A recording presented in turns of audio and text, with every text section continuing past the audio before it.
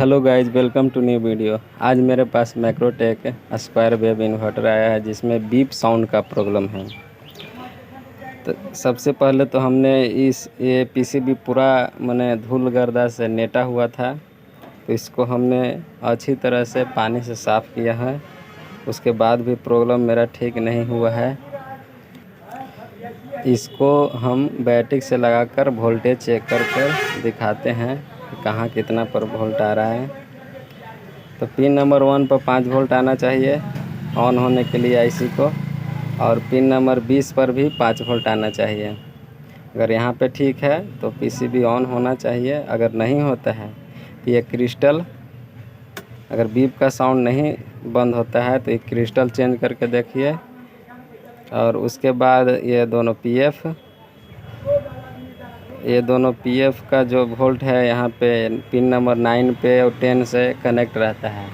तो pin number 9 पे 1.5 volt आना चाहिए और पिन नंबर 10 पर 2.2 वोल्ट आना चाहिए।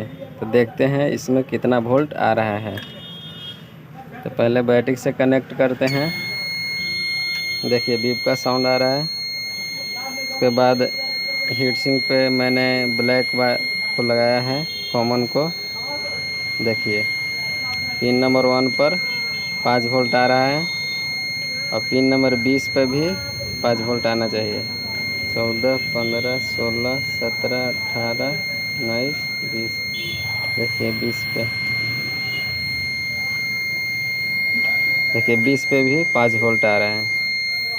9 पे 1.5 वोल्ट आना चाहिए। 1, 2, 3, 4, 5, 6, 7, 8, 9। देखिए 9 पर 1.5 वोल्ट, 1.5 वोल्ट से कुछ कम आ रहा है। 10 पर 2.2 वोल्ट आना चाहिए।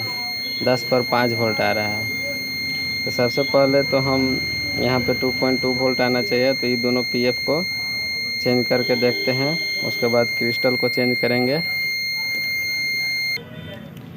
ये दोनों पीएफ को चेंज करेंगे, उसके बाद क्रिस्टल को चेंज करेंगे। मेरा प्रॉब्लम ठीक हो जाना चाहिए। देखते हैं चेंज करके। अगर फिर भी प्रॉब्लम ठीक नहीं होगा तो ये मेन आईसी को चेंज करेंगे। पीएफ को निकालते हैं। पीएफ अगर शॉर्ट हो जाएगा तो वोल्टेज बढ़ जाता है।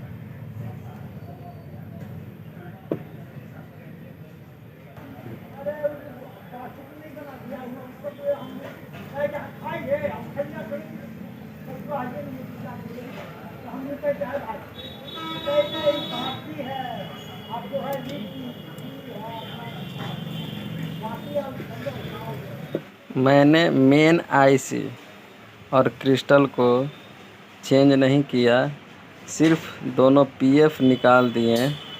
तो मेरा बीप वाला जो साउंड आ रहा था वो साउंड ठीक हो गया। अब बीप साउंड नहीं आ रहा है और यूपीएस का एलईडी भी ग्लो करने लगा। यूपीएस ऑन का एलईडी जलने लगा। मेरा प्रॉब्लम ठीक हो गया है।